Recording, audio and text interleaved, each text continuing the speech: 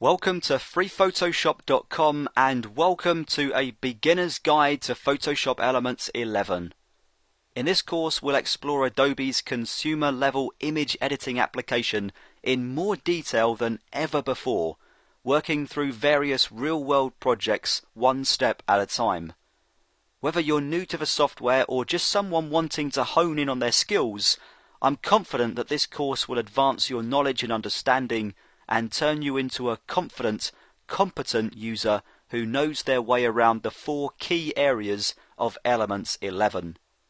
Those four areas being the organizer, a place where we organize our media, the quick and guided modes, which offer simplified ways to add good-looking and otherwise complex adjustments, and then the expert mode, which gives us access to everything Photoshop Elements has to offer. It's where you go when you know what you're doing. So we'll start off in the organizer, where we'll look at how to import media so that we've got it available to us, and then how we tag it so we can find it later on when we need it.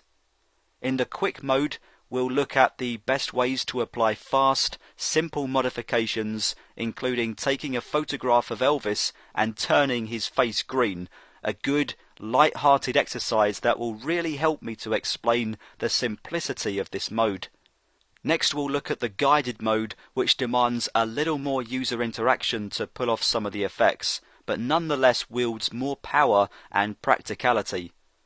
I'll show you a couple of tricks, including this one, where we'll take a full color photograph and experiment with black and white effects, which if done right can hold more power than its colored equivalent. Then we'll begin looking at the many different ways we can share our images with friends and family using platforms such as Facebook and creating our very own custom slideshow. At that point we'll step up a notch as we begin to look at the expert mode, where my objective becomes transforming you from a beginner to somebody who feels comfortable using it. I have a whole chapter based around the fundamental principles of getting your feet under the table, including such topics as layers, creating new documents from scratch, answering some frequently asked questions about resolution and image size, and working with color.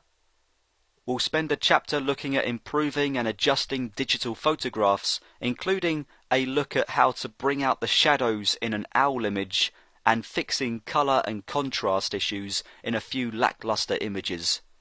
Once we're confident with editing the whole image, I'll take you through the many different ways of isolating specific regions in a file by using a selection outline. This will include creating a selection in the first place with tools such as the magnetic lasso, and then perfecting the outline using the updated refine edge controls. I'll give you some top tips for manipulating photographs, as we'll start off with two separate files which depict a lion and a gorilla.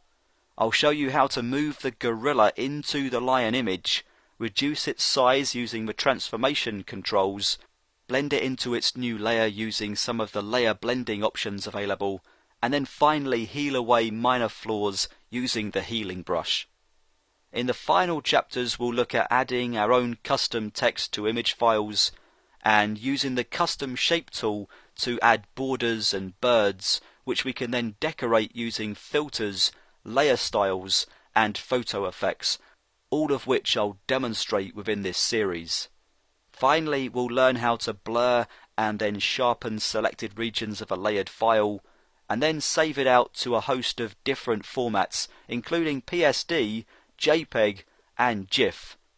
All in all, we'll be looking at over 12 hours of content, and I can assure you that this course is the most thoroughly detailed, painstakingly accurate collection of videos we've ever produced. If you have any questions, please send me an email using the contact form at the 3photoshop.com website, or email me direct at matt@freephotoshop.com. Either way, I'll respond within 24 hours. I think we're all set. In the next video, I'll go through some of the key differences for Mac users following along with this course.